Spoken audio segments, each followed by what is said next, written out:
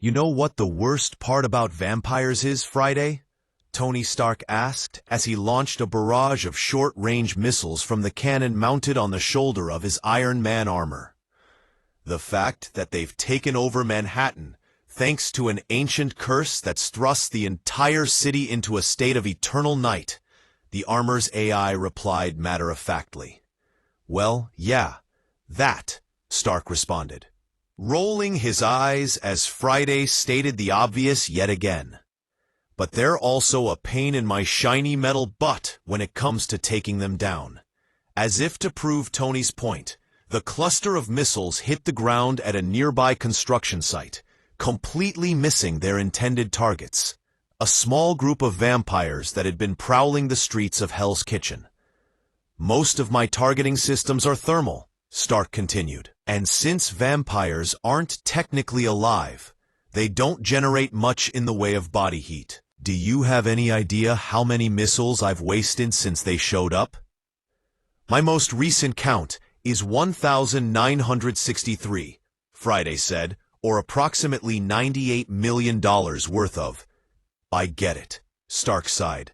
I have to find a better way. A few minor modifications to your weapons array would improve your accuracy by 374.2%, Friday went on. I can project the revised schematics for your review, if you wish.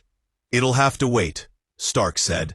For now, I'll have to do this the old-fashioned way.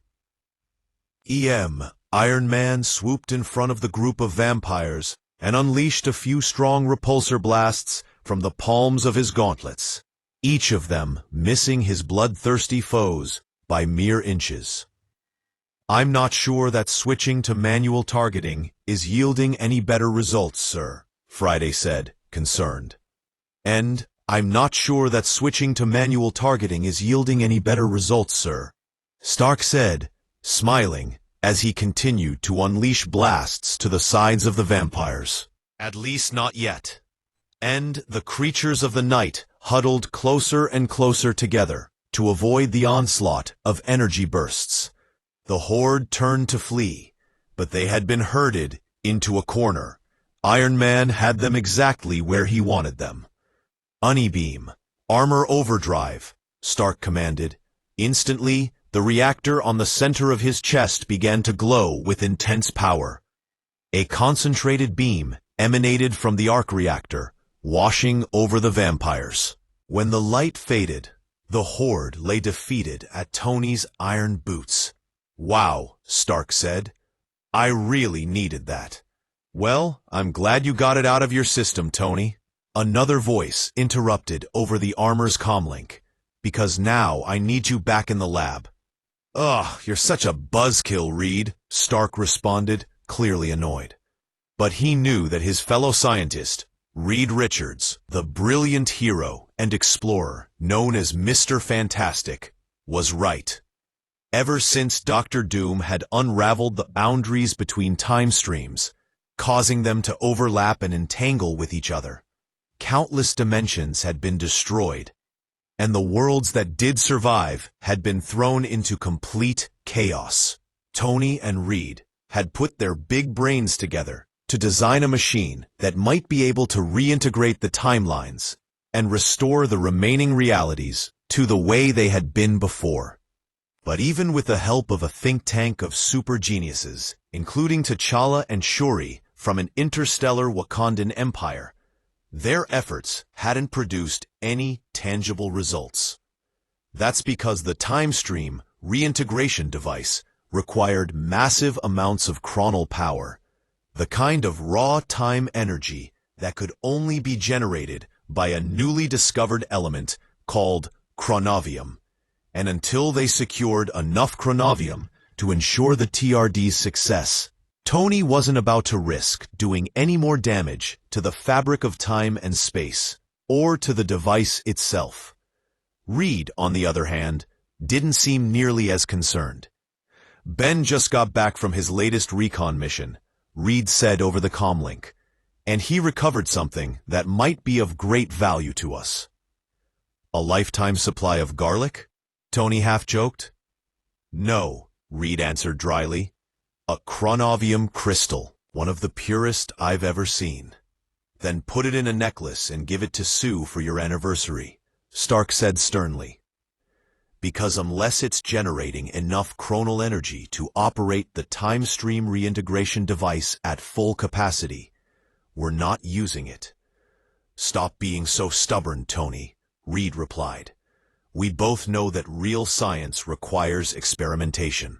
We can't trust the TRD to fix all of the universe's problems if we haven't properly tested it first. The way I see it, we've got one shot at this, Stark argued. We've checked the numbers. The design is flawless. This device is our golden ticket to fixing the time stream. I'm not looking to change course here, but if we rush it and wreck it, we could lose our only shot. I've had my share of luck in Vegas, but this is one gamble I'm not ready to take. Are you? Reed paused just long enough that Tony thought he might have lost the signal. But then he finally replied. I suppose not, Reed said, his voice tinged with disappointment. But we can't stay in a holding pattern forever. The time will come when we have to pull the trigger, ready or not. Take it from a guy who used to make weapons for a living, Stark said. Even when you think you're ready to pull the trigger, you never really are. Funny. Another voice responded, this one nearby. I've never had that problem before. Tony had been so caught up in his conversation with Reed that he had failed to notice the arrival of another hero on the scene. The white-clad warrior known as Moon Knight. You're a little late to the party, Spectre, Stark said confidently. I already cleared out all the unwanted guests. That's not what Khonshu told me, Moon Knight replied. He says the vamps have been using this site as a secondary nesting ground. You're crazy, Stark laughed. If there were more of them here, my armor totally would have... Tony stopped, realizing his mistake. He hadn't herded the vampires into the construction site. They had herded him here. They must have somehow figured out that his armor's thermal sensors wouldn't alert him to the presence of more of their bloodthirsty kin lurking silently in the rafters above, waiting to strike.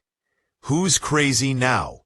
Moon Knight asked as dozens of vampires suddenly descended upon the two heroes. Still you, Stark responded, blasting energy beams at the oncoming attackers. But I guess you're not the only one now. This whole world has lost its damn mind, said Moon Knight as he planted his staff into the ground and vaulted forward, kicking back a particularly vicious vamp. For the first time ever, Khonshu might be the only one making any sense. You mean that moon god you're always talking to? Stark asked suspiciously. What's he got to say this time? He says that you've been focusing on the wrong problem, Moon Knight replied. You're so busy trying to save the universe that you're forgetting about saving the people in it. So we should stop the vampires first, then fix the time stream? Stark said, furiously firing every weapon in his arsenal at the endless wave of vampires. Easy to say, but we've been trying to come up with new ways to combat the city's current crisis. As you can see, nothing's working. Science isn't going to solve this, Moon Knight said, pulling a small ankh from his belt. An ancient curse calls for an ancient solution. As Moon Knight raised the ankh over his head, it began to glow. The blinding rays of moonlight shining from the totem sent the remaining vampires running for cover. You wouldn't happen to have another one of those things? Stark asked. Like a really, really big one, maybe? No, Moon Knight responded. But I might have something better. A plan. I'm listening, Stark said eagerly. There's a forbidden spell called the Montesi Formula, Moon Knight continued. Khonshu says it has the power to wipe out the vampires for good. What's the catch? Stark asked. The spell was written in the Darkhold, Moon Knight replied. And all of the pages of the Darkhold got scattered across the city. when that other Wanda pulled Doctor Strange back into our dimension. Stark finished. Lovely. Khonshu says he knows where we can find the page we need, Moon Knight said. But there's one more thing, and a hero like you isn't going to want to hear it. Try me, Stark said. When I say the spell can wipe vampires out for good, I mean it, Moon Knight said. That includes all of the innocent New Yorkers that have fallen prey to Dracula's legion and joined their ranks. That's a lot of potential casualties, Stark said solemnly. You used to deal in war, Tony, Moon Knight said. You know better than most that casualties are part of the equation. I'm sorry, Stark responded. The price is just too high. Never dreamed of the day where I'd hear Tony Stark say those words, Moon Knight said. Neither did I, Stark replied, uncertain. And I'm not sure how long I can keep convincing myself that they're true. Khonshu's chosen avatar leapt into the air and quickly bounded from one steel girder to the next, his white cape flowing behind him. As he landed atop the building next to the construction site, he looked down at Stark and delivered a final offer. It's time to let magic clean up its own mess, Stark, Moon Knight said. Are you with me or not? Tony paused, considering the options. But before he could answer, alarms began to blare inside of his helmet. No more time to talk, boss. Friday chimed in. I just picked up a massive power spike over in Central Park, and from my readings, it seems to be Asgardian in nature. Did Thor finally show his pretty blonde head? Stark asked hopefully. That's a big negative, Friday replied. But whatever it is, it's giving off some intense mystical energy. Great, more magic, Stark said sarcastically, as he powered up his boot jets and lifted into the air. Just what I needed. As he reached the level where Moon Knight was perched, Iron Man paused for a moment. Well, are you coming with me or not? He asked. That depends, Moon Knight replied. Whose side are you on? I'm on the side of whoever can end this nightmare, Stark said. And so far, that hasn't been us. Maybe it is time to change course after all.